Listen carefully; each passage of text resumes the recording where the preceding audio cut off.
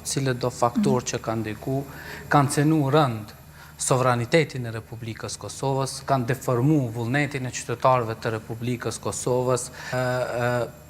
cenu jashtëzakonisht shumë vetë procesin zgjedhor si një vlerë më e lartë demokratike në si cëllin shtet demokratik në Kosovë. Me këtë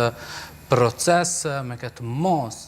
të ndryshimeve të votave që pëndodhin nga procesi i rinumrimit votave që neve duhet të kemi parasysh që shifrat që na shfaqen nga Komisioni Qendror Zgjedhor janë shifrat që na shfaqen vetëm sa i përket ndryshimit të votave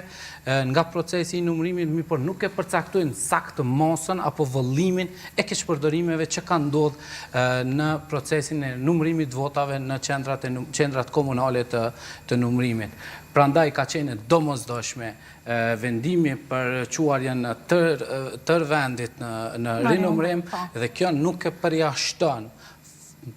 faktin që në një të ardhme ndoshta Komisioni Qendror Zgjedhor të vendosë që një komunë apo gjitha komunat të dërgojnë në rivotim, sepse legjislacioni pozitiv në Republikën e Kosovës parasheh rastet që kanë ndodhur në të kaluarën, që kur masa e ndryshimeve nga të vullnetit të qytetarëve, nga paraqitja e rezultateve është kaq e lartë të marrë vendim edhe të dërgojnë në rivotim një komunë apo më shumë. Nuk duhet të përjashtohet si mundësi edhe jo, kjo pjesa e absolutisht legjislacioni ka përcaktuar dhe sheh si mos që KQZ-ja mund të merë vendim për të dërguar një komunë apo më shumë komuna. Në aspektin procedural me që jeni edhe avokat, kur mund të merret një vendim i tillë? Sepse hetimet nga prokuroria po vazhdojnë. Shikoni, faza e rinumrimit të votave në kuadër të Komisionit Qendror Zgjedhor nuk parasheh afate. Keni pa që edhe vetë sot Komisioni Qendror Zgjedhor del me afate alternative, domethënë nuk janë absolute, nuk janë afate ligjore të përcaktuar në një dokument ligjor. Kjo varet edhe prej kapaciteteve kadrovike që ka KQZ-ja aktualisht, po edhe kapaciteteve teknike, sepse numërimi tash po bëhet edhe në kuptimin e përdorimit të teknologjisë informative. Prandaj, kur do që ata e morin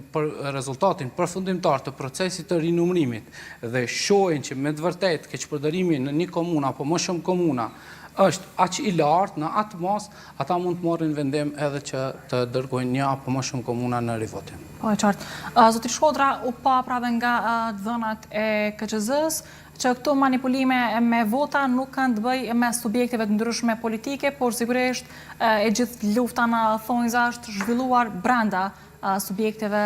pra deputetëve, kandidatëve për deputet të së njëjtit subjekt. Çka ka shpërfaqur saktësisht kjo, çfarë lloj tendence nga këta kandidat për deputet? Mas pari mendoj që nuk do të vijë